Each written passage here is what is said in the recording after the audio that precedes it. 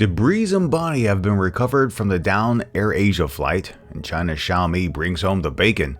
Plus, the Great Firewall takes down Gmail. For Wednesday, December 31st, 2014, this is the Asia Brief.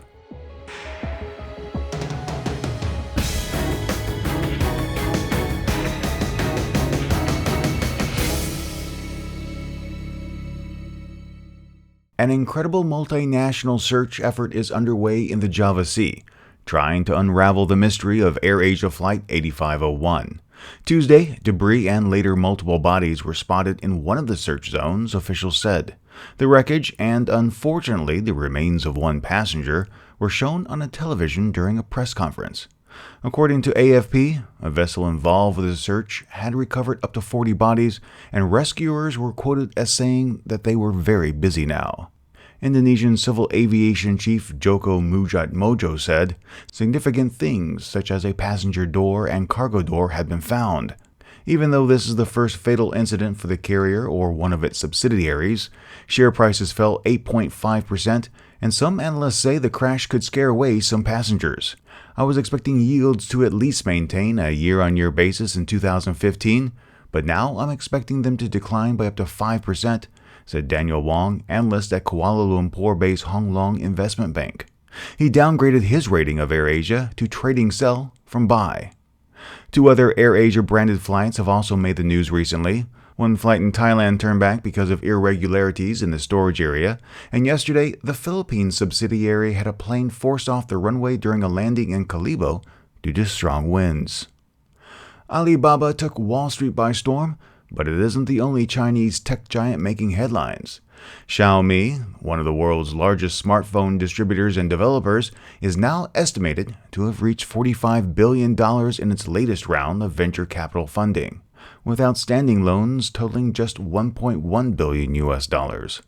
This puts it at 3 times more valuable than Chinese computer manufacturer Lenovo, and number 4 overall after Alibaba. How was it able to rise so quickly to the top of the tech scene?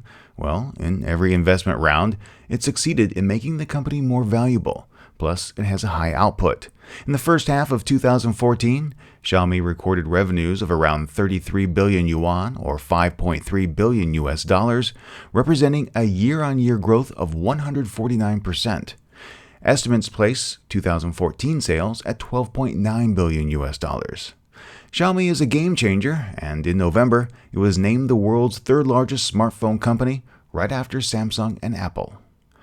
China is notorious for its clampdown on information, having blocked sites like YouTube and Facebook. Now, you can add Gmail to that list. The Great Firewall has instituted a blanket ban on Google's Gmail service, according to DuoA News and other outlets. It isn't the first time the service has been blocked.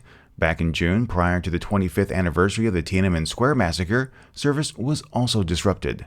As early as Sunday, members on China's Weibo service noted that unlike previous outages, where only some routes to Google IP addresses were blocked, this time everything had been cut off.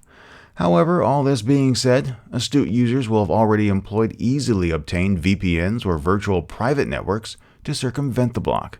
One netizen said he felt sick from the inconvenience caused by the ban, while another said China might as well censor all foreign information and become just like North Korea.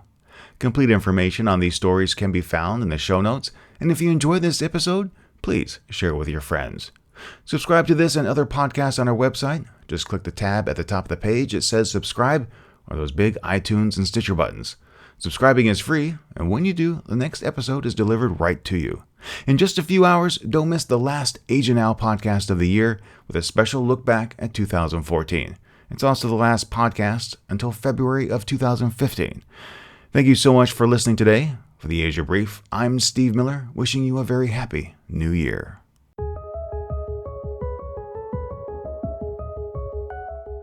The Asia Brief is licensed under a Creative Commons Attribution 4.0 International License.